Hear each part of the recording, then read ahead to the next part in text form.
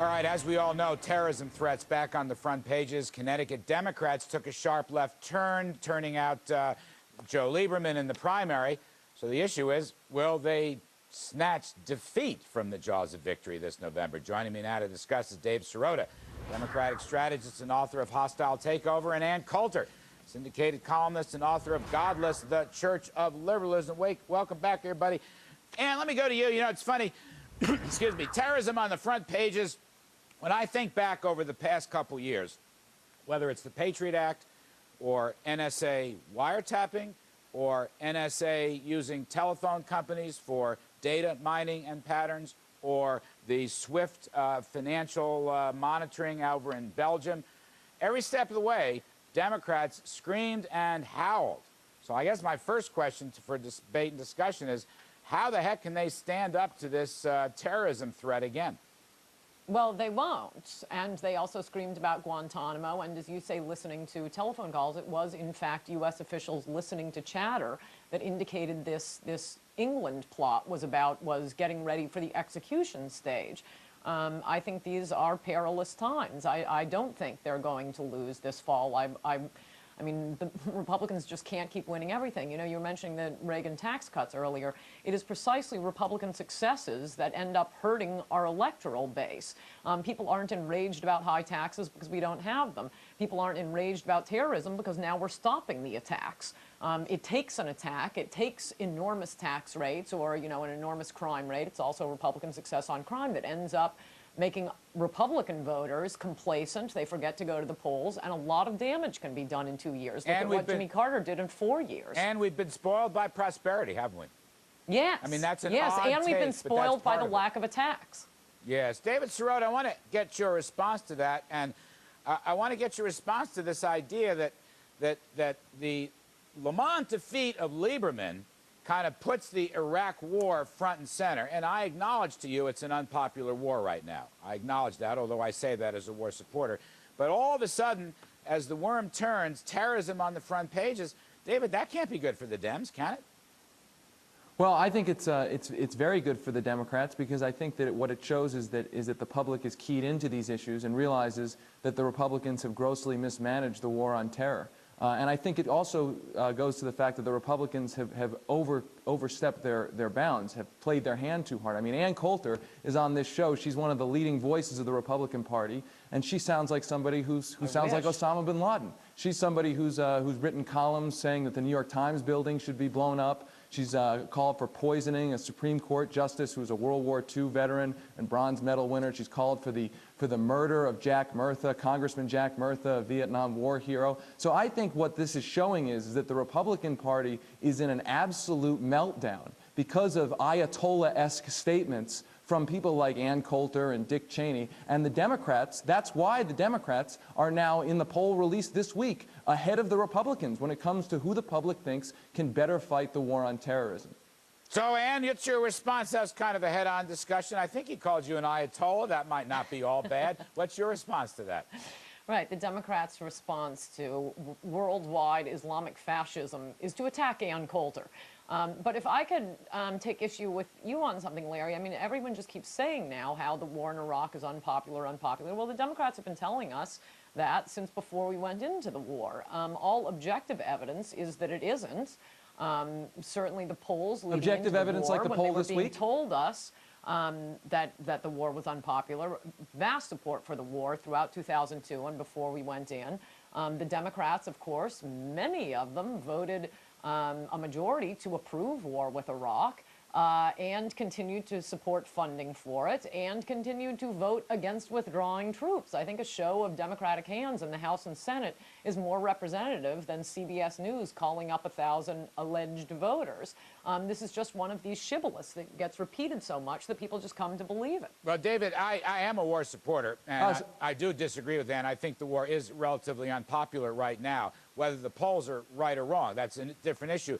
But a lot of Democrats, David, are saying that it is the mission in Iraq for freedom and democracy that is damaging our terrorist posture.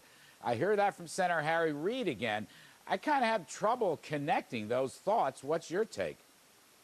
Well, look, the commissioner, one of the commissioners of the 9/11 Commission went on TV today and said exactly that. Our eye is off the ball. We're spending hundreds of millions of dollars each week fighting a war in Iraq, a war that has nothing to do with the terrorists who attacked us on 9/11. But didn't terrorism start, when you look at the history of the thing, particularly in the 1990s, 1993, the World Trade Center, 1994-95, the first of the bombing of the airplane flight ideas surfaced, and then, of course, all the stuff in the Middle East and Asia and the bombing of the American ship. I mean, I don't get that part, because we've had a terrorist attack on this country well before we invaded Iraq.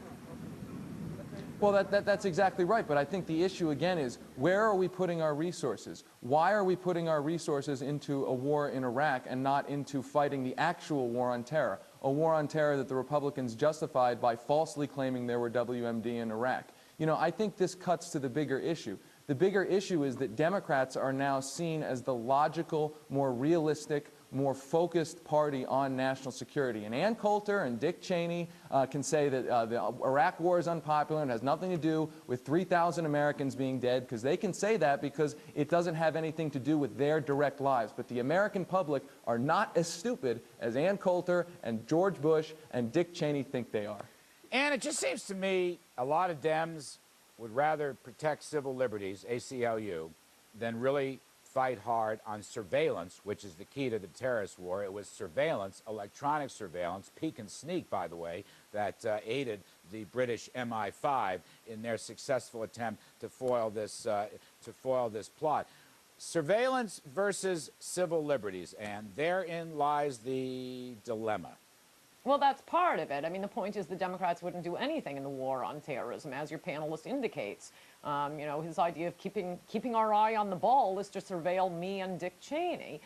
This shibboleth about, oh, Saddam didn't hit us on 9/11, Saddam, well, either did these 25, 26, however many have been arrested now, plotters on the plains in England.